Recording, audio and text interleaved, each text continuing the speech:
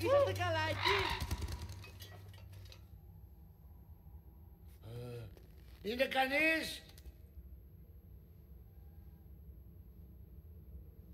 Ω, γεια σας κύριε. Δόξα τω Θεώ. Χαίρομαι που ακούω ότι υπάρχει κάποιος άλλος εδώ πάνω. Μπορώ να σας μυρίσω. Τι, μπορείς να μας μυρίσεις είπες? Μπορώ να σας μυρίσω.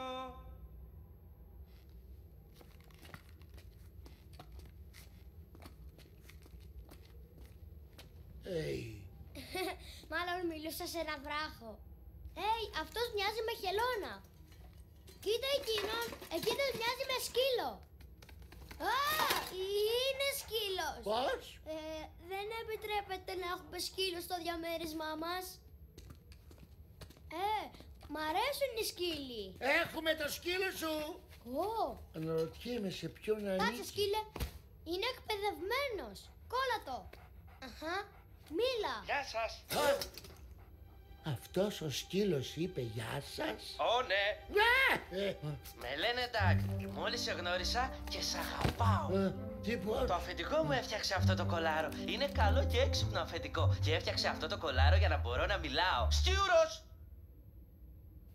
Το αφεντικό μου είναι καλό και έξυπνο. Αυτό δεν είναι δυνατόν. Ναι, είναι. Γιατί το αφεντικό μου είναι έξυπνο. Καλό, τι κάνουν αυτά αγόρι μου? Θα σε πει de acuerdo contigo. Κολάρο μου το καταπληκτικό. Αυσουαχαράσι. Για να μιλάω. Θα χαρώ αν το σταματήσεις. Ράσελ, μην το αγγίζεις. Μπορεί να είναι ραδιενεργό και επικίνδυνο. Είμαι καλός ιχνηλάτης. Η Αγέλη μου με έστειλε σε μια ειδική αποστολή ολομόναχο. Είδατε ένα πουλί? Θέλω να βρω ένα και ακολουθώ τη μυρωδιά του. Είμαι καλός ιχνηλάτης. Το ανέφερα αυτό. Αυτό είναι το πουλί. Ποτέ δεν το έχω δει από κοντά, αλλά αυτό είναι το πουλί. Μπορώ να πάω το πουλί στο στρατόπεδό μου σαν κρατούμενο? Ναι, πάρ' το και στον δρόμο μάθε να γαυγίζεις σαν αληθινός σκύλος. Ξέρω να γαυγίζω. Και κοίτα πως σουρλιάζω. Να το κρατήσουμε. Έλα. Όχι. Μα είναι ο σκύλος που μιλάει. Μην είσαι αφελής, κόλπο είναι. Έλα, πάμε στους καταράκτε. Γίνω ο κρατούμενος μου. Σε παρακαλώ.